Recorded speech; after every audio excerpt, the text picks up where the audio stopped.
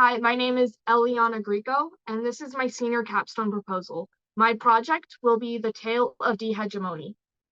The overview of the creator, that's me. My name is Eliana Greco, and my program of study is digital media, and I'm acquiring a degree in general creative media motion graphics currently. And my school, I've graduated from Mililani High School, and I have already acquired an associate's from Leeward Community College, and I transferred to West Oahu 3 years ago. So my executive summary, I'm going to be delivering a short animated story of a fairy tale adaptation, and I want to figure out if fairy tales can be an effective method to promote de-hegemonic narratives. Because hegemonic is just the short term for the majority.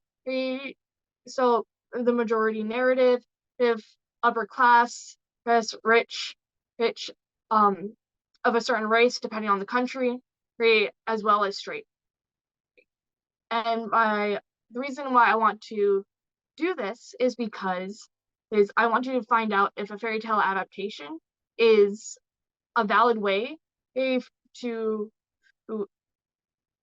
practice activism, to see if you can practice activism through a fairy tale adaptation. My thesis statement is, can one intentionally use the fairy tale genre to create a work that has more de-hegemonic narratives?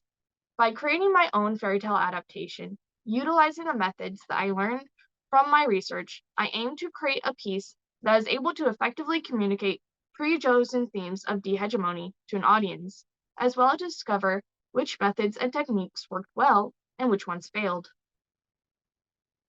The reason I'm doing this research is because when creating a fairy tale that is meant to spread themes of de-hegemony, it is vital to know what methods are more effective and how the consumers will interpret the media.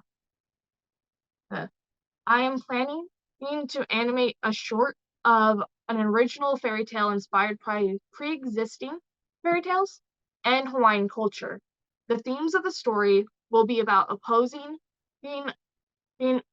injustices such as sexism and classism. A test audience will fill out a survey before and after reviewing the capstone project to figure out about how well it worked. And then I will use the data collected from their surveys to figure out how effective the short animated was, why it was effective, and how it could have been more effective. The significance of it? Well, the first one is for activism purposes. During these times, there has been an increase in public awareness surrounding many social issues, and there's been an increase in demand for those justices to be fixed. More authors and artists will be looking for ways to creatively let out their frustrations in a manner that will be more likely to be consumed and accepted by consumers. The future implications are that if this research provides its answers to how a fairy tale can affect the public opinion, then authors and artists can utilize it. Hopefully, this can make the genre and media as a whole less hegemonic. Another significance of it is that we've been seeing more diverse media. Companies like Disney are well known for their fairy tale adaptations. And lately, they have been expanding their cast of characters.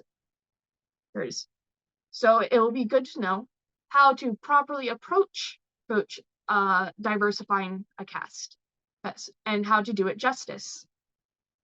And in the future, it's possible that diversity within media will become the new normal. While it is not the near future, we already see progress being made. And then here is some data.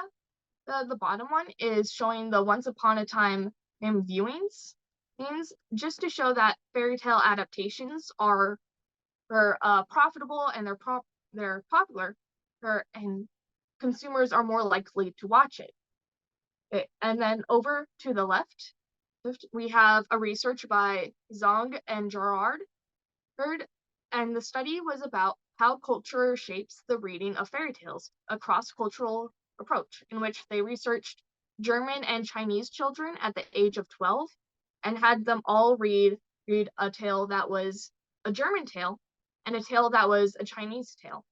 So both of these tales were translated into their native language to avoid any discrepancies in the data. I picked this data out because it provides its excellent questions and approaches on how for me to fill out my survey as well. My target audience will be young women in between the ages of 15 and 25 that were born and raised in Hawaii. But people outside of this group will be tested as well, just to get a wide variety of data. The proposed solution: for artists and activists, I want to find out how fairy tales can be used as a progressive form of activism. And then for consumers of media, I want them to be able to see characters and stories that represent them more often. And I know me as an autistic person, as a lesbian person, and I don't exactly see much of my own representation. And I know there's people out there that have even less representation than me. And I hope by doing this project, I can help people to understand how to approach telling these stories. This is my preparation and process. The pre-production will be spent writing the story, creating thumbnails, and recording my intentions while writing the story. During the production, I will be animating the fairy tale short and editing it, and I will be creating a survey as well for the viewers to answer before and after they watch the film. And then the post-production, I'll be studying the data to figure out what conclusions I can draw from it. And this is an example of what I can do for my deliverable. Hey, this is my previous work. When a person falls to the darkness, they split into two entities, a heartless and a noble. And I'm going to skip forward just a little bit, just to show the different types of things I can do. Spirits and friendly beings that originate from Demetus, a being born of pure darkness, can manifest against a negative emotion.